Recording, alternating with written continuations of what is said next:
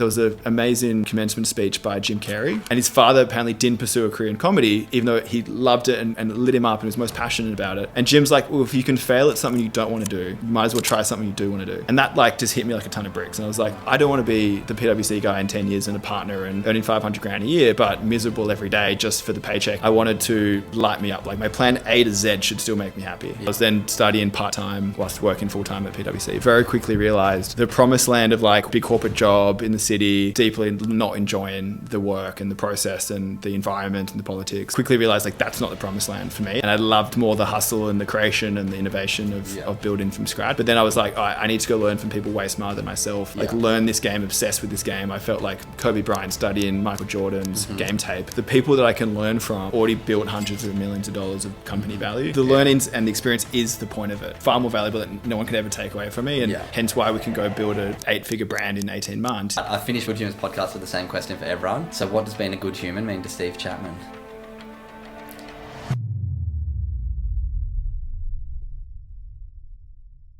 What's going on, you good humans? Welcome to guest episode 225 of Good Humans podcast with a very special man with the same last name as me, but not related. And his name is Steve Chapman.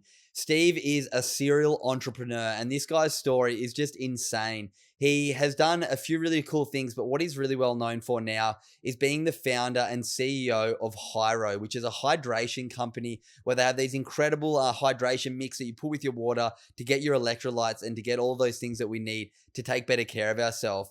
Steve's journey was really cool, from building businesses at a young age to then building and growing Shine energy drinks as well, nootropic energy drinks, to then starting Hyro. It's bloody really cool to see what he's been up to. He's now a family man. We've traveled actually overseas to New Zealand together and did that incredible trip that I did where we went hunting and lived off the land for a few days hiking. So cool.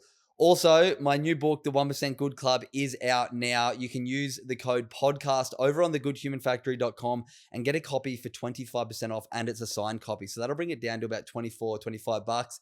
Absolute bargain, and you guys are going to get so many benefits from checking out the book. Also, if you want to learn more about the wellbeing workshops I run, you can find it over on thegoodhumanfactory.com under the workshop tab. Whether you want me to come and do a workshop for your staff to finish off the year, to improve their wellbeing, looking for something next year to inspire them to take better care and build those strategies and structures so they can manage their mental health better, the workshops are great for that. Also, if you can hit that 5-star rating, hit the subscribe button. If you're watching on YouTube, if you're listening on Spotify or Apple, hitting the subscribe or 5-star or like button is all really, really good and helps us out, get this podcast into more ears. That's enough from me. Let's jump into the episode with Steve Chapman. Welcome to Good Humans podcast, Steve Chapman. How you going, brother? Brother from another mother. Good to be here, man. Yeah, literally. Chapman, last name, not related in any way. Other than being mates, we've got an amazing trip to New Zealand together last year and got to know each other a little bit more. We've connected over the years. You used to work and run Shine energy drinks, and I think we connected a little bit through that years ago. I think you invited me to come on the podcast in the sauna, but we never quite got around to it. You've now started Hyro, an incredible hydration company. You've given me plenty of product over the last year since you've been building it. It's been cool to see, what you've built. You've just recently been married to a friend of mine who I grew up with, Tay, who is a legend. You've got a beautiful son, another baby on the way. Life's pretty good. How you going? It's been busy, man. It's good. It's very good. Yeah, I think sometimes I look back when I was 20 and I had a vision board of like what my life at 30 might look like, and I feel like most of those things have ticked off pretty nicely at the moment. So always one eye on the future, but can't miss what there is to be grateful for at the moment as well. Nah, I love that. Well, that is going to be the question that I want to open with. What's one thing that you're grateful for right now in life? Mate, we just had a beautiful little family baby moon number 2 up to Noosa last weekend, and mate, just watching Harvey like learning to splash around in the water, running around like my mum came up, so like a bunch of time with grandma. Taylor's just like about to have baby number 2, so there's this like tiny bit of peace right before kind of this new stage of chaos. And then on the business front, like we sell hydration electrolyte products, so it's hot outside, summer, business is good. And we've got some new flavors. We've got Black Friday, we're about to launch in the US, and yeah, I'm grateful for this moment in time. Man, I'm so excited for this chat because I'm so inspired by your work ethic and the way that you operate to, basically not being successful is like not a option for you. You've just absolutely taken out of your mind from the way, I got to know you a little bit in New Zealand, the way that you approach business, the way you approach life. It's just like second to none when it comes to work ethics. I think people are going to learn a lot from your story as well. The ups and downs, the idea of collaboration, the idea of, learning from people is really inspiring watching you on your journey. But I'm excited to get to know the journey that you've been on, because I know a bit about you the last 5 years, Shine, Hyro, but I don't know too much before that. How old are you? 33. 33, so you're 92? Yeah. So you're 2 years older than me. Did you grow up on the beaches? Grew up in Mossman. Okay, so grew up in the then, same sort of area, same sort of time frame, had the Olympics when you were 8 years old. We've got quite a few similarities to our lives. So I'm intrigued to see, how you got to where you are today, how I got to where I am today. So before we do that, I open the podcast with a new segment, which is, if you're only allowed to spend 14 minutes a day doing something for your mental health, what would it be and why? I would say I'm obsessed with contrast therapy recently. So very much ice baths and saunas. I'll try and get that in 3 times a week, sometimes 4. Yeah. There's a recovery spot just around the corner from the office here. So I think for me, that like shock of the cold, the like super presence, and then the heat and kind of bit of forced suffering, and then do that once or twice. I feel like a different person 15 minutes later, and the return on investment you get for that. And you do a bit of breath work in the sauna sometimes, do a bit of like maybe mindfulness or some meditation in the sauna. And then off technology. Yeah, forced. And then sometimes you have great chats in there with people. It's a bit of human connection. And often it's just like the 15 minutes of solitude as well. I love that. It's so cool. I've done that question to, I think, 4 or 5 people now, and everyone's answered it differently. I've had meditation, breath work, exercise, getting in nature. Now I've had contrast therapy, which is so good, because my book, and the reason I started asking that question is because my book's all about giving 40 minutes a day to your mental health. And every of the first 6 have been in the book, but everyone's chosen something different. So it's nice to know that I'm kind of on the right path, and everybody has their own little things that work for them. So thank you for sharing. Let's go back to the start now. Tell me about your story. Let's talk about, I guess, your childhood. What was something that happened in your childhood? Or if you think back to sort of born until 10, what's something that maybe people wouldn't know about you? I think the most relevant stuff for my story is my parents are both small business owners. Okay. And I remember just seeing their work ethic and drive, and suffering, to be honest, from a young age. My dad probably spent just way more hours in the office than most people, and missed a lot of my early childhood, I've realized later. And then my mum was like super loving, caring, nurturing, just whatever she could do to support and provide a nice, loving home for us and my brother. And then my brother was 2 years older, physically a bit bigger at the time. I've always felt like I need to play up, and he was a worthy competitor from a young age. So that was like my family dynamic, which I think probably set me up from a little bit as a young age of seeing small business, seeing work ethic, seeing competition, but also having this like kindness and love for my mum that came through. But yeah, grew up here in Mossman, went to a private high school, but went to a very public preschool and primary school. What high school did you go to? North Sydney Demonstration School, and then went to Shaw. Never heard of North Sydney Demonstration. Yeah, it was this in North Sydney. It was like a demonstration school, meant like the teachers kind of came and practiced on their kids, like when they're learning prac and things like that. But it was right across the road from my parents' office, so I feel like that was a convenient option for them. Yeah. And then How went down. old were you went to Shaw? I went in year 7. Okay, so you went high school in Shaw. Yeah, and I felt like I came in. The story I tell myself is I come in. It was like I was probably like on the poorer side. I didn't have anyone that was like from the private school kind of upbringing. Everyone felt like they had their groups of friends already, and I kind of came in as a bit of an outsider. And at the time, I was probably a bit socially awkward. I think I had dyslexia and I had a reading and speech impediment, so I got bullied a little bit for that. And it probably took me a couple of years to find myself, which I found myself through sport. I would say my identity quickly became all about sport from kind of year 9 onwards. Yeah, my dad went to Shaw actually, and it's such an interesting thing. And this is the way he describes it. I'd like to hear your perspective on this. My grandpa was a doctor and came from a bit of affluence. All of his kids got sent to Shaw, but my dad was almost like against establishment. He was like, you could either go, all right, I'm a Shaw boy and I do the rowing and I do the football and I get my grades, or he was like, there was a smaller minority of us who were like, fuck this, I don't want to be anything like my parents who just send us to this school and don't have the money, but there's not the connection with our family. That was a bit more of my dad's experience with it. So he was like, I just wanted to go to the beach and go surfing and, smoke bongs down at the beach. Did you feel that at the school that there was like a very expectation for you coming, like you said, from the poorer side? Did you feel like, I've got to really live up to this? My parents are investing in my education. I better do them proud. Or what was your experience with Shaw going from, that school to one of the most prestigious schools in the country?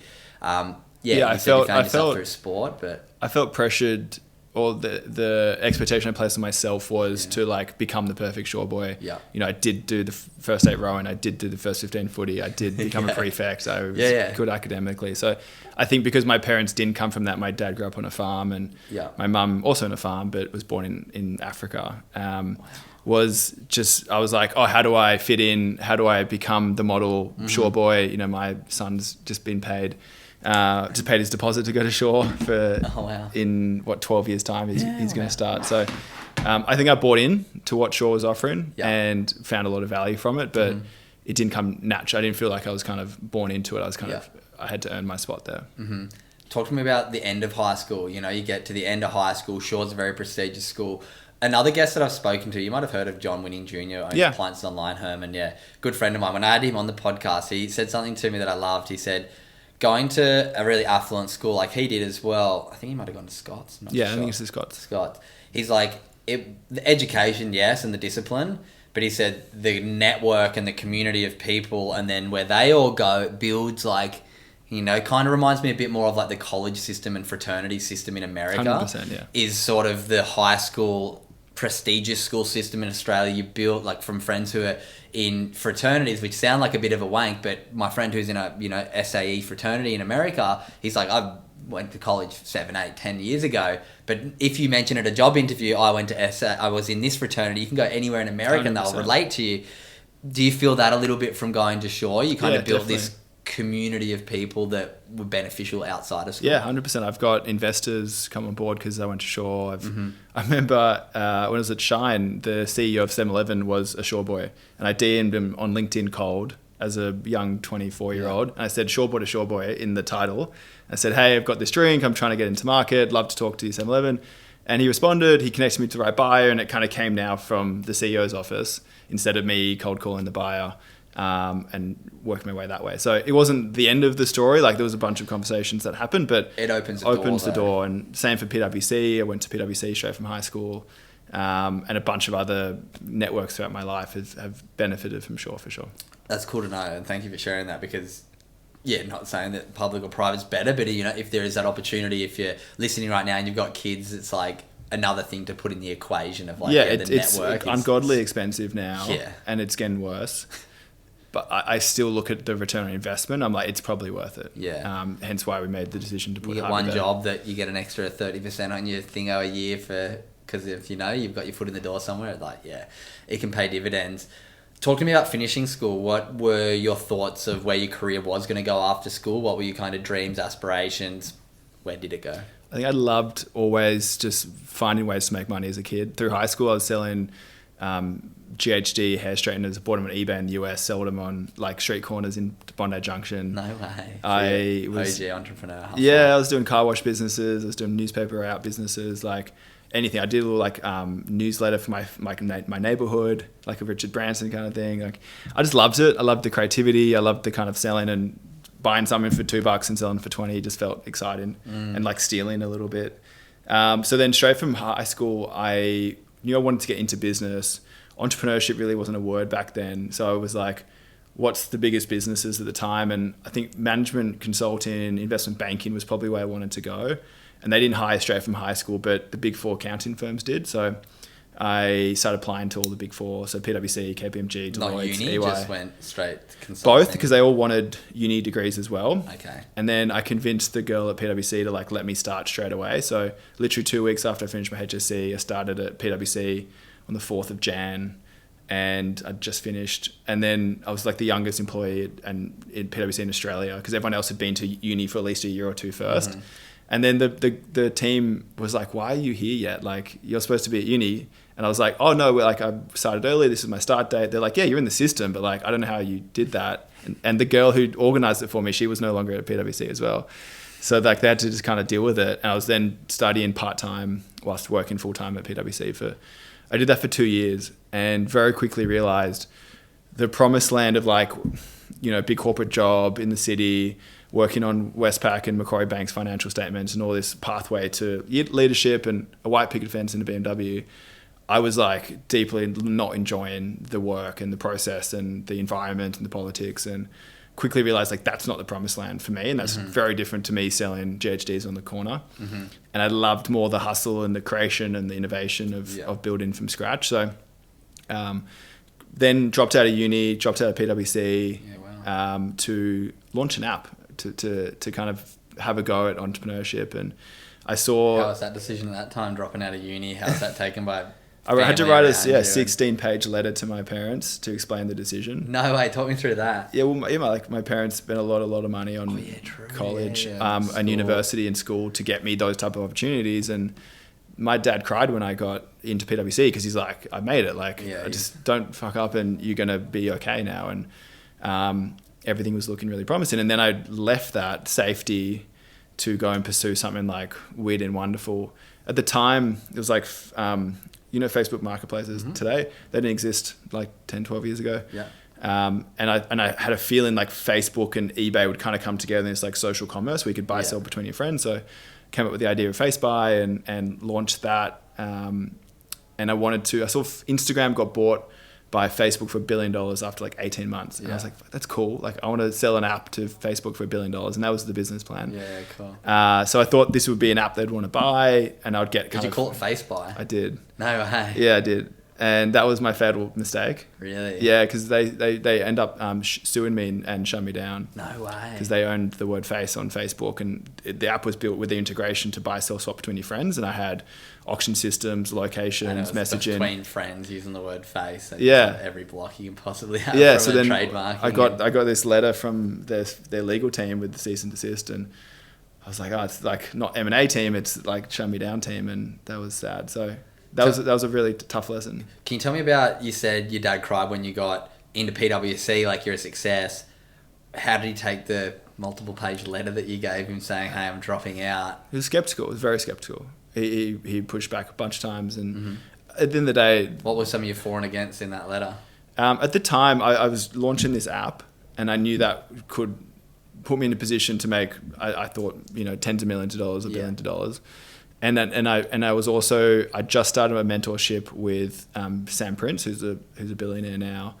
And I was like, the people that I can learn from, I'm going to learn from either on the job trying to build this thing, or through mentors who've already built hundreds of millions of dollars of company value. And nothing I can learn in university. Like I've already been there, I've tasted the fruit, and I'm like, it's sour for me. Yeah. I don't want to go to PwC. And I remember at the time, there was an amazing commencement speech by Jim Carrey, and he talks about the story of his father.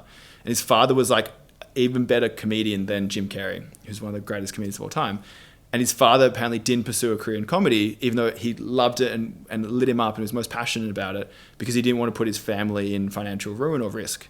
And he wanted the safe job, and he was an accountant for the police or something. And after 5 or 10 years of being miserable, he got made redundant anyway from that safe job and through his family and financial ruin anyway.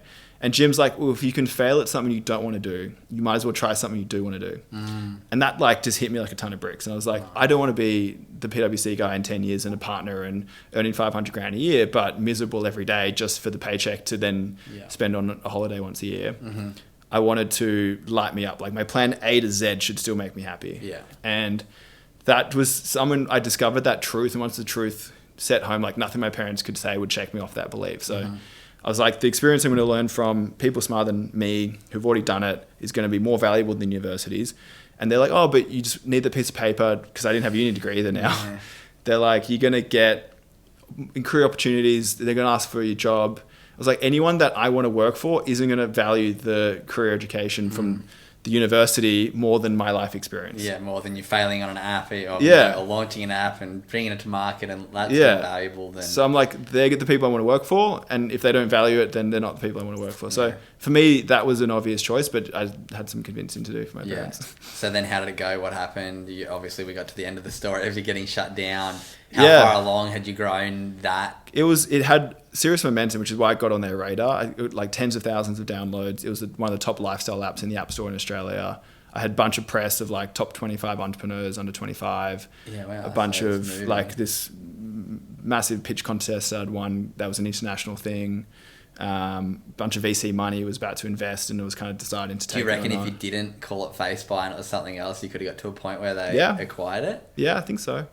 I also like to think about it now with hindsight, which is it was a moonshot, and it was like my first proper at bat swinging in the game of business. And I'm like a kid in Australia, Sydney. You got caught on the boundary, you almost hit the home run, but but also like, why am I swinging for a home run with like no experience at 20? Like really practical advice I give to kids these days is like, try and maybe don't go for the 10,000 return hit on day one. Yeah. Like there's just a bunch of shit in business that you can learn, like sales and marketing and operations and invoicing and POs and team leadership and culture. And there's this, just like get some home runs, like get on base, like just get a few things, like it's going for like, I'm going to build a rocket ship or nothing with no experience in rockets and in business. It's very, very hard. Increases your payoff, but increases your chance of failure. Yeah. So I think like I would lower the like barriers to entry, lower the payoff, but like increase your chances of success for your first one. So I went for the moonshot at day dot, and I was like, all right, loved it. Loved the game of business, loved all these things that I was doing and learning and the people I was surrounded by. But then I was like, all right, I need to go learn from people way smarter than myself. Like learn this game, obsessed with this game. I felt like Kobe Bryant studying Michael Jordan's game tape. I was like, how do I play at that level in the NBA? So then when I do get another like call up on court, like I know how to play at that level properly. With that one, did you take investment from anyone, or did you build it up and lose money from that first one? Yeah, I was about to take some. My dad ended up loaning me some money. Yeah, wow. Okay. Which hurt 10,000 times more, because I knew it wasn't a huge amount of money. Like it was a huge amount of money for him. Like he had his retirement savings. Like he wasn't working anymore. He added the passion and love for him, wanted to back me and give me a chance, but I lost it, and. Yeah, that was, and then I like swore to like never kind of lose people's money again.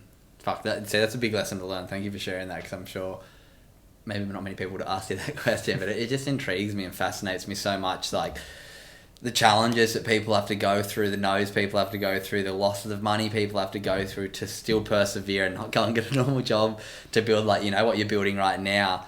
How long after, like what was that like for your mental health, getting a letter from a lawyer saying cease and desist and feeling like, you're in trouble and going to get taken down? How old were you when that happened, and what was that like? I was 20. 20, fuck. How was that for your mental health? It was really tough, and I think on multiple fronts. One, there was this fall from grace. It was, I think coming out of high school and then straight into like a big corporate job, I'd seen myself as like a success story. In high school, I was probably like one of those like most likely to succeed type characters, and then at PwC kind of reconfirmed that, and then I launched this app, and this app was going really well. Steve's killing it. Yeah, and I was in the public, I was in the press and all this stuff, and I was like, and then I went overnight from like this young success story to like this ultimate failure. Work out what you want to buy to trying to afford rent the next week. I wasn't even paying rent at the time, and I was. And it was this like success to failure, fall from heaven, fucking hurt. And me being a proud guy at the time, and I probably had more of an ego wrapped around that time, because I think when I entered into high school and got bullied a bit, I developed like an ego of like, oh, nothing can really hurt me, and I don't really care what people think. But like deep down, I was like deeply insecure and really cared what everyone thought. And I got shame was probably the biggest word that I felt. And then I just disappeared, man. Like I went into a little hermit shell, and I pretty much deleted my social medias. I like stopped hanging out with friends and family. I just like went into my little world to trying to rebuild. Yeah. What did rebuilding look like? And then how long until Shine came about from there? 3 years. 3 years. What were you doing to support yourself through those 3 years? Well, it was like this forced learning and lesson in humility. I went and tracked down every young successful entrepreneur I could find. So I hit like the young rich list, and then I think I got like 16 of the top 20. I got coffees with them, asked them a bunch of questions, figure out like what they did versus like what I did, and started to learn from all of them. And then the guy that's kind of my top of my list at the time was this guy called Dr. Sam Prince, who had started Zambrero Mexican restaurants, a bunch of other restaurants and businesses. And we had a mutual friend. We got connected, and I was like, can I learn everything I can from you? So I literally joined as his apprentice. I was his PA, his executive assistant, personal assistant, to be in every single room with him for the next 3 years. Wow. And I wrote every email, and I looked at every calendar, and I was in every meeting, from investment discussions to new businesses to firing people to... Yeah, wow. Paid role? Yeah, I paid 50 grand a year. It's enough to get by, and that's a good base to learn. It's like people now, like he wasn't a billionaire at the time, he's now a multi-billionaire, and it's like people now would pay him 50 grand for an hour just to get his advice and things like that, and he's paying me 50 grand to sit there and listen. So I made him tens of millions as well, like through some of the stuff I was doing, but the value exchange was just worth it. Like I could help him do my entrepreneurial just grunt work. Yeah. And I think when you love a craft and he loves entrepreneurship, like by giving back, you feel like you're kind of donating to the craft as well. And you kind of, a great poker player loves passing on his tricks to the next generation. And Sam had that part of him. So, we became best friends and brothers. And for 3 years, how old was he was 30 and I was 21 at the time. Okay, so it feels good when you have like someone that you can mentor. I just love that part of your story that a lot of people would go straight back to trying to build another business out of shame and fear and like, no, I can do it and skull drag it. I love that you had the humility to go, no, I need to go and learn more. Let's reach out to all these people. Some of them get back to you, pick one to your mentor, and then go learn for a few years. How valuable was that 3 years before you moved? It changed my life, yeah. That would have shortcutted the next 10 years. Like, wow. I think if I went and just had a crack again, like it would just been this like, and I've got mates, unfortunately I've got mates who just like are always fail like doing you one, fail doing you one without and they never crack more. that like critical mass needed of talent and effort and skill to get past this like base level of survival. Yeah. And they're always going 0 to 1. And it's like 0 to 1 is important, but like taking it from 1 to 10, like 10 to 100 and learning how to scale a business and how to build teams and structure and process and fundraise and market and do that in a repeatable, scalable way. Like that's the game. Yeah, it's hard, man. And ideas are easy, like execution is everything. I can tell you all about that. I'm building my own business and it's hard to, grow and scale. It's easy to sort of repeat, get to a decent level and then rinse and repeat year after year. But for it to continue to grow, you have to always be looking for new things. As I'm certain you've read Legacy, the New Zealand All Blacks book. Yeah, love it. Clean the sheds. We'll clean the sweep the sheds, but then also pivot when you're at your best. Yeah. I love that part, and that reminds me a bit of that. Like even when you're killing it, if you want to scale and grow, even when you're the best, if you want to be the best next week, you need to do something different 100%. Than now. So yeah, I think that's so great. Give me one key lesson that was the most beneficial in that 3 years before we move on to Shine chapter. On a personal front, it was learning humility. Like I'm a big Stoic fan of philosophy, and one of my favorite books is Obstacle is the Way, and it's the impediment to action advances action. The obstacle is the way. And for me, the ego was the obstacle and the way forward was humility. And through humility, I learned like listening to other people's advice, learning from people smarter than myself, being okay with being wrong, like taking it on the chin, realizing it's all a game, like always be a student. And that set me up at a meta skill across every other part of my life. So I think that's a personal take. From like something practical, I'd say the power of surrounding yourself with like the world's best. Yeah. And I think some of the greatest entrepreneurs today, you look at their circles and they're connected to all the other greatest entrepreneurs, and it's not by fluke. These people like hunt each other out. Yeah. And they go, hey, how are you doing that over there? How are you doing that? And Sam was great at that. He tracked down some of the greatest in Australia and internationally to learn from and socialize with. And I think I learned that through osmosis as well. Yeah, amazing. So let's talk about the end of the 3 years there.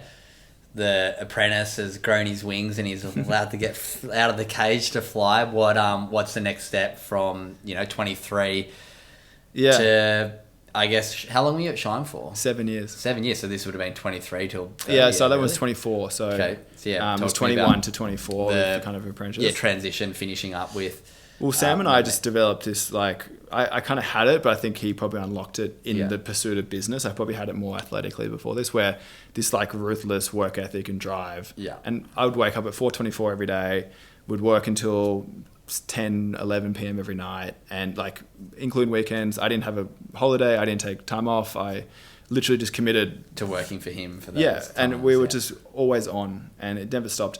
And he would be doing keynotes, or he'd be doing podcasts, or he'd be doing like big strategic decisions at 6 p.m. and we've been going since 4 a.m. We were literally going like, fuck, how do we like stay mentally sharp? Like, how do we stay productive? How do we not just die from exhaustion at this point? And we started going down the rabbit hole of what the science said around, we're literally drinking like 5 coffees a day or having Red Bull energy drinks or something just to try and keep us going. And it was like, surely there's a better answer to this. And there was, and we stumbled across these nootropics. And I think Bradley Cooper's movie Limitless kind of put the idea in our head, is there like, are there compounds out there that help with mental function and clarity and focus and stuff? So we got excited by the idea of nootropics, and Shine became the first nootropic drink in Australia, one of the first in the world, where we combined like a bunch of natural ingredients that were good for brain function into a beverage that you could have on the go. So we kind of stumbled across for our personal need, realized there was a massive gap in the market for like a healthy Red Bull at the simplest form of it, and felt like that was a worthy cause for me to go and like practice all the stuff I'd learned from the last 3 years. And so talk to me about the launch of Shine, because did you invest at the start, or you kind of... It's like I was the CEO and like the builder, and Sam helped fund it. And then provided some training wheels and guidance from the start. But he's running 7 other companies, so he's a busy guy. And we'd built such a close relationship that like my decisions were his decisions, and like we're so in sync. Like me being in the room was like Sam being in the room. So I felt he had to like give you up as his EA to go and build pretty another much branch of one of his businesses that he's an investor in. And we had a philosophy called See One, Do One, Teach One. And that's borrowed from medicine, where they teach surgery not in a textbook. It's like you see it being done, you do it while being watched, and then you teach it. And that's kind of what we did with entrepreneurship. Like I'd read a textbook in uni about business and it failed. But then I went and watched Sam do it, and then I'm doing it whilst being watched. And then the third step of that was to teach it. So I got another apprentice who joined me, who I could then pass on everything I learned from Sam and my own learnings to a guy called Andrew. And Andrew then started building Shine with me, and then learning everything I could teach him. So then him and I were kind of in the trenches, and he handled operations and figuring out how to manufacture and scale this thing. And I was figuring out sales, marketing, brand, all the other founder stuff. So talking about some of the wins with Shine, and then the exiting of Shine. So we made all the mistakes you'd make in a first time kind of beverage FMCG business. Like we launched the shot, that went really well. We initially a little early stage online. There was good traction. We launched then offline in Harris Farms and Woolies Metros and IGAs and that kind of stuff. And then over the next 7 years, like built that to 7,000 stores. We did over 60 million in retail sales. Built a team down here in Manly that could kind of be a good management team and things like that. And did it get acquired? It's not got acquired. Like we were, I'm not even close to it anymore, so I can't talk to most of it. But we were looking, and there was potential, and there probably still is potential acquisitions. At multiple points in that journey, and all the times we kind of kept doubling down to keep growing ourselves. And then we got to this point where I think for me, 7 years feels like a great amount of time for like a journey.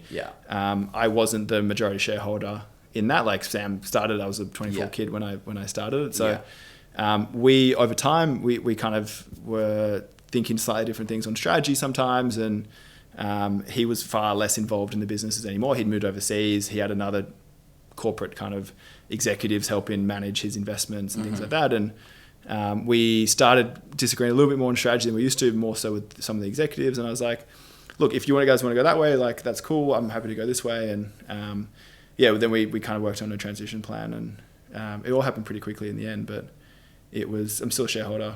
Oh, so you're still involved as a shareholder in Shine. Did you get a bit of a payout to be able to launch Hyro? Nah, I got some long service leave. Okay. So you build it up that big, and it's not. So you've got shares though if it does sell to. Look, I'm like, it's still. I think they've made some decisions since I left that I wouldn't have made, and I think they've probably come off a little bit to where it was. Unfortunately, it's like seeing your little kid go off to school and you see them.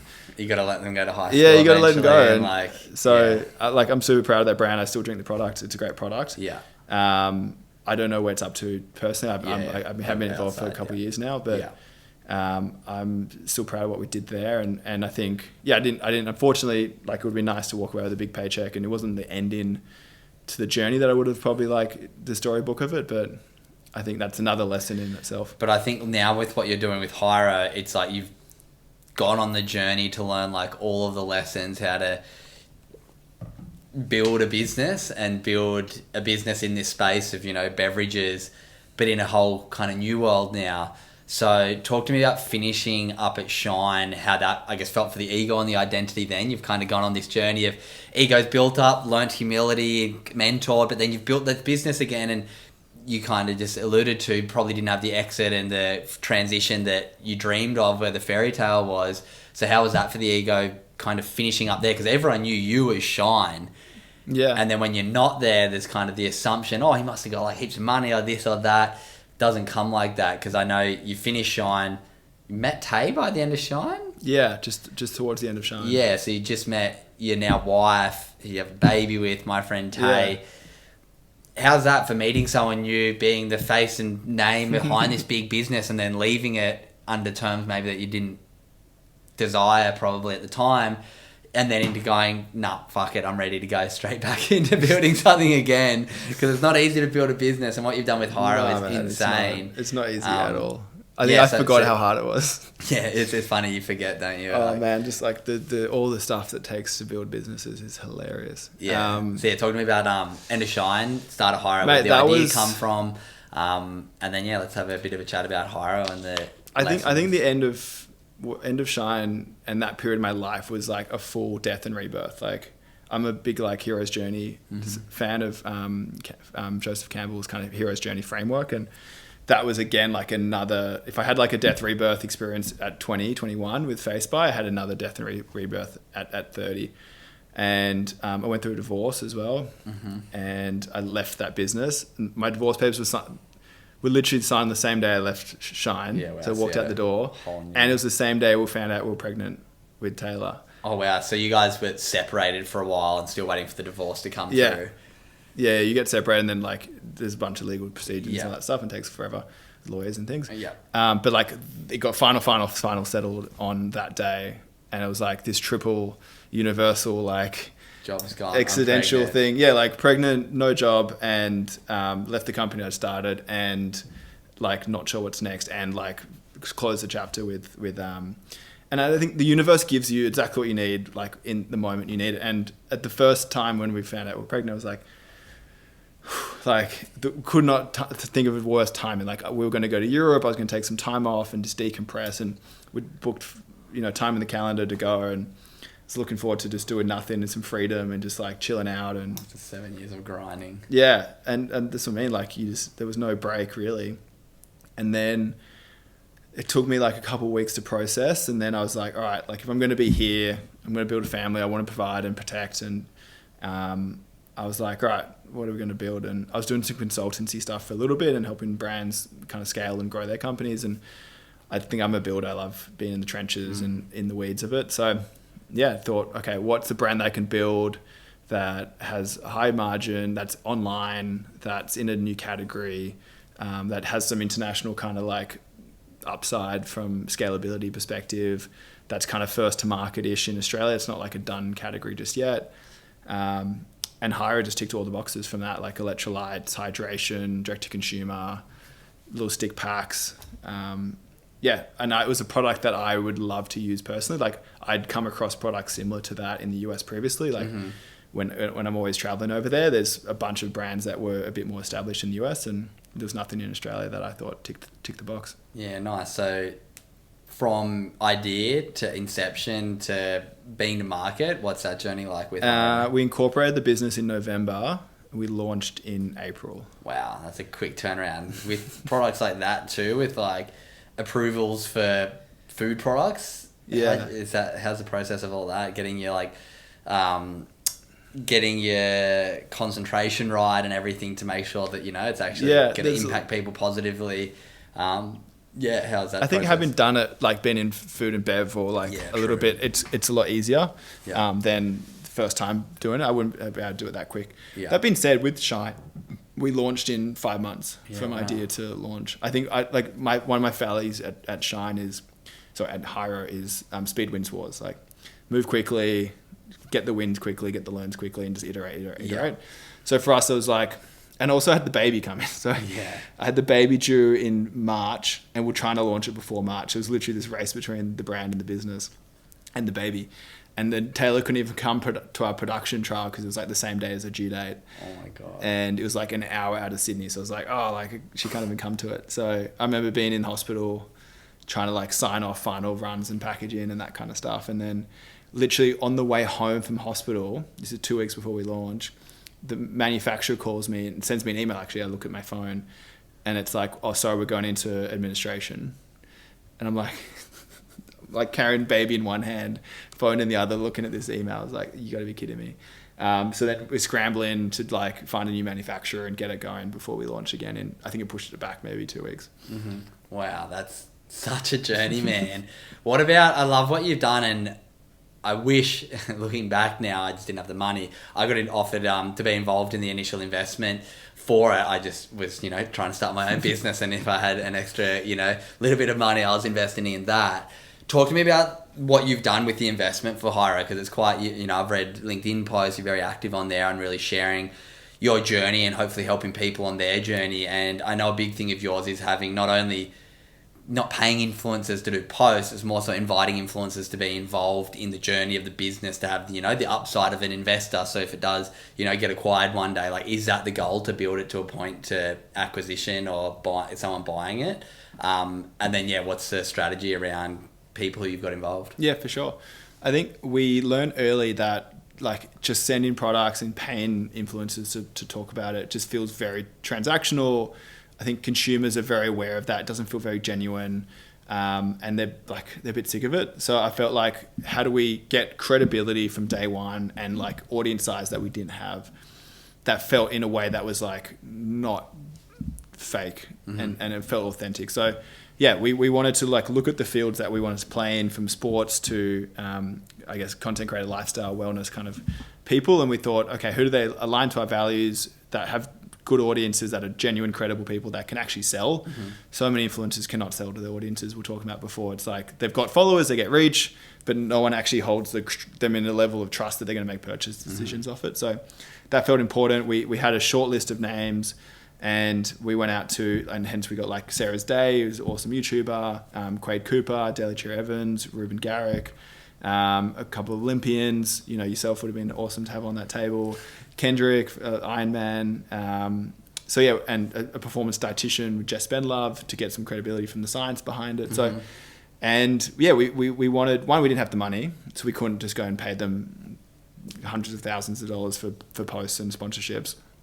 And then two, I think most of them had been used and abused by brands forever, which is, oh, go make them millions of dollars and then they leave you the next year. It's like, how do you come on the journey with us? Like, how do you get buy-in? And then they generally don't know how to operate businesses. And I think sometimes they see the headlines of Hailey Bieber sells for billions of dollars, and tequila company with Clooney sells for billions of dollars. And it's like, oh, I can start a tequila company. It's like, to go and get the product and manufacture the bottles and get it shipped and deal with distributors and deal with customer service. Like, no one wants that headache. Like, well, that's like I heard Prime, even though I've heard they're doing really bad now, which obviously is a competitor for you guys, with just these two guys who are genius entrepreneurs, and they pitched it to Logan and KSI and said, hey, you guys can be the face of it, but we'll be the operations and build the business. So anytime you see like a big celebrity crushing it with the sale of a brand, usually they're just the face of the brand. Help with the marketing and strategy. And I think that's a better way to do it. And then they can focus on what they're good at, building community, building content, talking to, like, let them do that, what they do best. And I think sometimes they try and get into the operations, and it's like,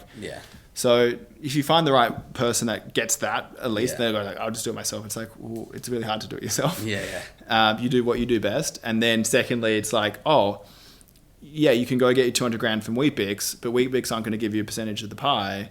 So like, take your 200 grand from Weet-Bix, give me 200 of it, and then I'll turn that in ideally into 2 million or 20 million. And then come on the journey, learn business, learn what we're doing, get connected to other entrepreneurs, other investors, other people in the cap table. And it's such a net positive. And then you flag to the rest of the market, hey, I'm open to these type of deals. Like, the way to true wealth is equity, not cash flow. Very hard to like save income to financial freedom. You've got to get skin in the game ideally, and that's from ownership. So I'm giving them a chance to like get generational, like at least money that will change their life a little bit. Yeah. Instead of one post, give me 50 grand and then it's game over, and they've got to like keep trading their time or keep trading their audience for money. Yeah, it was like up with Gravity Seltzer. It's exactly that reason. It's like, how do you get skin in the game, help grow, but then also get the upside, which we just got acquired, which is really cool. Yeah, congrats. Yeah, it's exciting. It's another guy who passed on my investment, Mick. Yeah, he did as well. He got it offered, but I mean, I guess he was deep in the investment of Gravity, and then likewise. He thought my valuation was too high to start with. Really? But I was like, man, I'm a proven operator. I'm pretty sure it's valued far more than that now. It is now. And also another guy who passed in the first round. You know, Frank Greff. Jack. Yeah, they passed in the first round. And then then we were friends, and then they came in and said, he's like, fuck you. I was like, I should have got in on the... I know, fuck, I should have got in on the first. I just didn't have the money, and now... Yeah.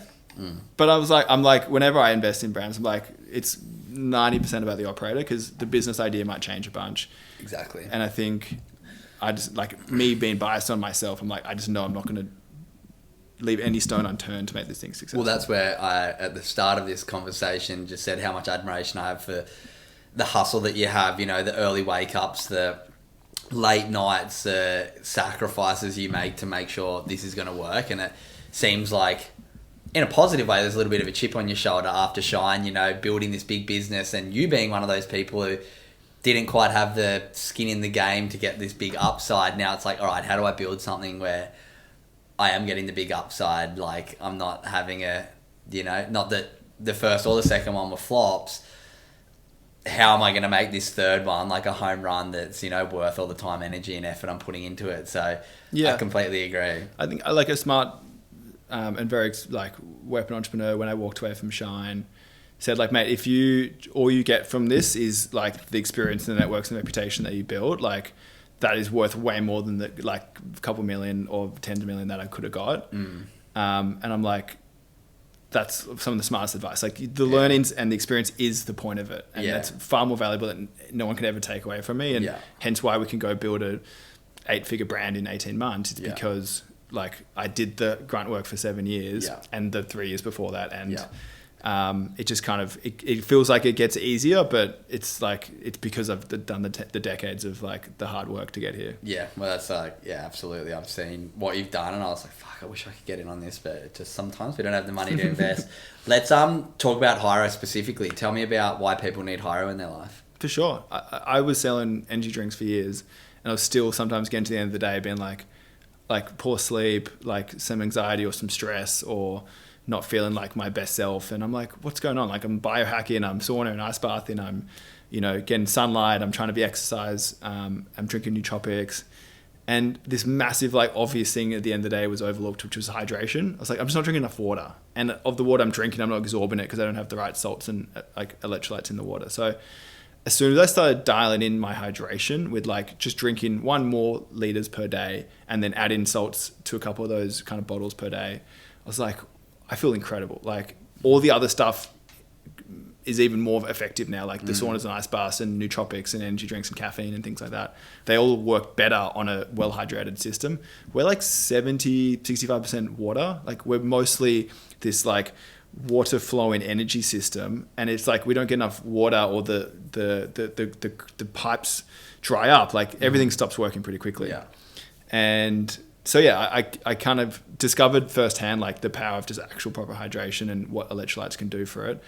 And me being running or saunaing or just an everyday person with coffee and things like that, I was like, wow, is other people also experiencing this? 4 out of 5 Australians are dehydrated or experiencing the symptoms of dehydration. So it felt like a massive problem to solve, one that was a relatively easy and misunderstood solution, because most people forever thought electrolytes were for like ultra runners or like, you know, endurance athletes and like really hyper elite athletes. Or they thought it was like, I'm really sick, I've got diarrhea and I need to get electrolytes back in my body. Yeah, and I'm hungover and I'm going to Chemist Warehouse to buy some tablets. And I was like, it's such an interesting part of the market, was like super medicinal, super like clinical, boring, not fun branding, like pretty average taste. Or the other side of it was like hyper athlete, 1% kind of performance. And then you had this like big brands like sports drinks in the middle of trying to be for everyone, but like very low levels of actual electrolytes packed with sugars and artificials. And it felt like this awesome opportunity to solve like with a really cool product, and opportunity for a really cool brand as well. One that like Pilates mum could have it at the same time as an Olympic athlete could have it. Yeah. So yeah, we started with like a personal problem again to solve, similar to Shine, and then 2, this like probably awesome opportunity to get to market quickly, and like the unit economics made sense, and then 3 was we wanted to really invest heavy in brand from day dot, and got the guy from Heaps Normal, Peter Brennan. Yeah, I know Pete Brennan. I've had a meeting with him years ago. He's such a nice guy. Love Pete. Yeah. I need to see if he could do something with Good Humour Factory, mate. I can't afford him, but we'll see how we go. He's not cheap. Yeah, he's amazing at what he does. Though. Yeah, he's he's done the best. Such a good job with Hyro and Heaps Normal and other brands. So I need to catch up with Pete. If you're listening, Pete, keep an eye on your inbox. I'll send you a message. I was going to have him on the podcast. Actually, he's South African, yeah? Holy shit, I need to have him on the podcast.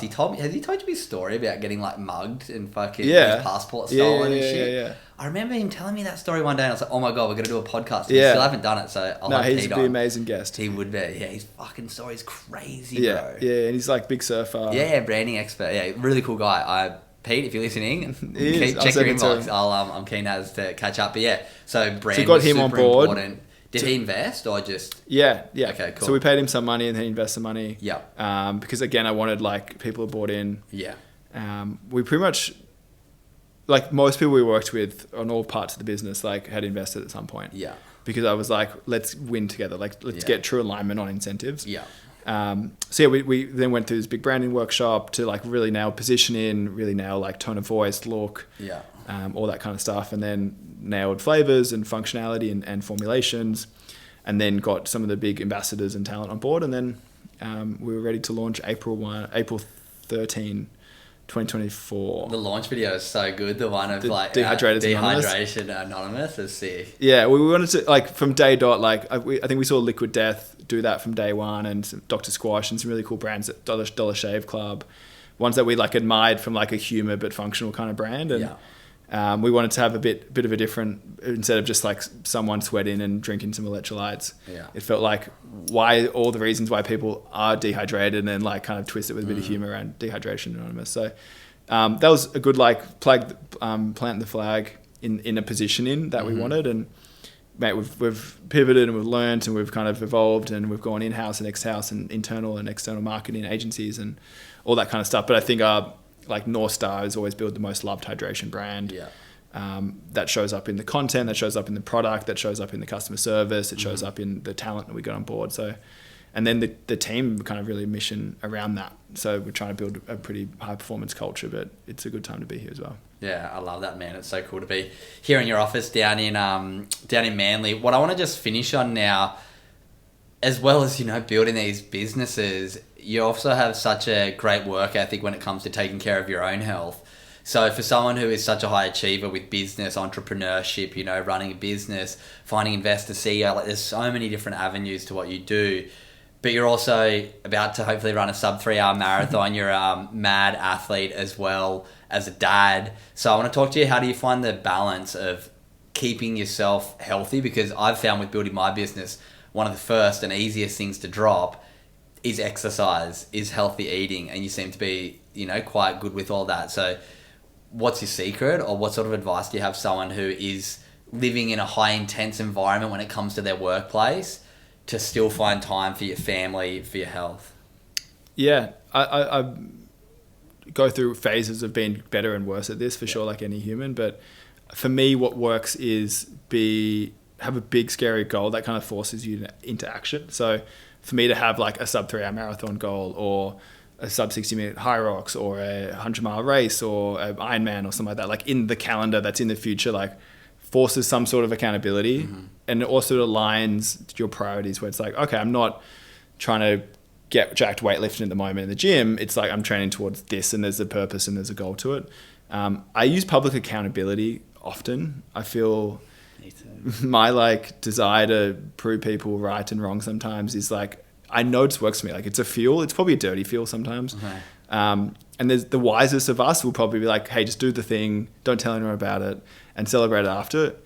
I like calling the shot. Like you playing pool and you call your shot, and then it kind of gets other people on board. They help you out sometimes. And then it just like drives your social, accountability to get it done as well. Yeah. So I do that often with building businesses, with being a family guy, and also trying to run the sub 3. Like I put that on my YouTube, I put that on my Instagram. Like anyone I run into asking me about how the sub 3 is going, I'm like, all right, I fucking better be training. Yeah. So I think, public accountability, calling your shot, I think helps massively. And then for me, I would say it's like raise the bar, like raise the standard that you hold in each area of your life. Like for me, just being a mediocre dad and being a great businessman, like isn't success. Like I want to be a great dad. I want to be a great partner. And then like, what does great look like? Define that in quality time per week, in general check-ins over the quarterly period with your partner. Like, how's it going? Where can we improve? Like wins and learn sessions. Like if you just, all you did was be a great dad, like what does that look like? Define that out. If all you did was be a great partner, what does that look like? If all you want to be a great CEO, businessman, great, map that out, define that. Same for athletics.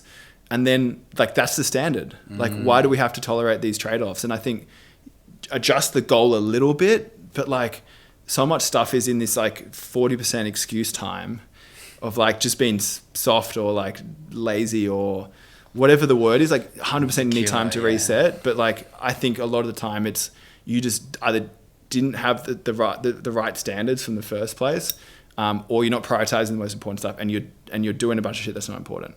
How do we build those standards though? Because it's easier said than done. It's easy to say I want to get up and set the alarm at 4:24 every morning and work out. A lot of people snooze it. Yeah. I think it's like the power of consistency is probably going to help. The power of identity is probably going to help. Like if you're the type of person and you've told everyone that you get up at 4:24, it's a lot easier to work up to 4:24. Yeah. The first time you do it, it's hard. The second time you do it, it's a little less hard. The 100th time you do it, it's kind of easy. The 1000th time, it's like default and it's not hard anymore. And I think that's how I would look into building habits, the power of habit, and Atomic Habits and things like that are like super valuable books. Yeah. And then probably to a lot of the stuff you talk about, it's like not these massive swings. It's like little consistent habits that build every day.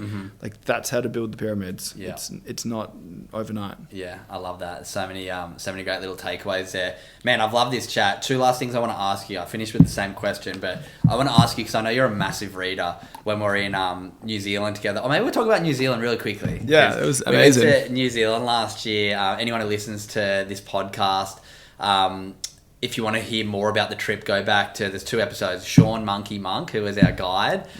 Incredible. I think that was like January this year, 2025. And then Tim Laycock, who was the one who organised the trip with Pareya, another young entrepreneur, amazing dude who put the trip together. But yeah, how was your experience? Upon reflection, we're almost 10 months it was ago. It's such a highlight trip, right? Like it's something you would never forget, at least for me. It's something I like never forget. But I definitely do like forget that I did it sometimes. Like I finished writing my book and I was like, fuck, I didn't write a single word about that trip to New Zealand. Yeah. It was such a pivotal, impactful moment. It just shows how many other big things have happened in my life. Yeah. But I like forget sometimes. I'm like, holy shit, I did that. That was like less than a year ago. Yeah. Like for me, it came at such an awesome time where, we had this massive run with the business, with the baby coming, with like new relationship and life and all this kind of stuff. It was the first time for like a week I could just fully switch off, be present in the mountains with a bunch of blokes, finding our own food and learning about hunting and things like that. And it was such like a pre and post moment. I remember distinctly like, oh, that was when I had like a little reset, and that's when I felt kind of coming back to myself a little bit with a sense of peace and centeredness. Yeah. So man, I loved it. I felt it was the first time like I didn't like we'd known each other a little bit, but like never actually hanged out in person, and then never really met anyone else on the trip. So it was like a bunch of I'm back to hanging out with a bunch of guys, and I think that's just super valuable. Like particularly guys you don't know, and like over time you just drop the guard, drop the barrier, and kind of like connect at a deeper level. Yeah, and you learn to have like curiosity about everyone. Like so often when we get a few moments, we just go to judgment because we think we know some, but when you learn like a bit more and you get to learn the layers, it's like so fascinating. And then being out of your comfort zone, like it was a bit of a mission at stages, there was some challenging moments over the few days, having to sleep outdoors without tents really or anything. Like it was fucking, how cool was the second night? We just like literally slept under the stars. It was snow on our sleeping bags. Yeah, literally on our sleeping bags there was snow. I think yours was super wet. Yeah. We learned a lot on that trip, but it was really cool. So I'm glad we got to do that and get to connect a bit more. And we spoke about the podcast there, and you got to actually read the very first kind of chapter of my book. Yeah, I'd only written a remember. few of the chapters, and I remember because you're such a reader, you gave me some great feedback, and I'm really excited now. I've got a copy here for you to hear what you think and see what I got through it. So what I want to ask you from that is, if you had to give somebody 3 books, what would you give them and why? Let's say one for business, one for just life and philosophy, and then one wild card. I will start with Mastery by Robert Greene. For me, that's, if anyone wants to pursue greatness in their life, I think that's a playbook, and it lays it out from all the greats of all time and gives you their roadmap. That changed my life. I'd say Man's Search for Meaning by Viktor Frankl, on philosophy, on suffering, on control the controllables and the power of perspective, which is just an unbelievable true story. And the last book would be, I'm going to go with my very first personal development book, How to Win Friends and Influence People. Okay. Absolute classic. I think that got me on the road to, I can read something, implement in my life and have positive results. And I was like, oh shit, there's... Who read that? Dale Carnegie.